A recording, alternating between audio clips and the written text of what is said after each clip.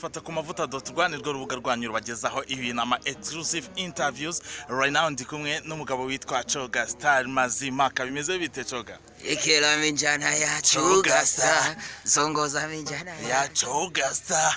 Yibagirwe Kelemo. Hanyuma Coga Star. Musanze hano muri Kigali Up. Hanyuma witeguye gute kuza guperforminga kuri stage ya Kigali Up?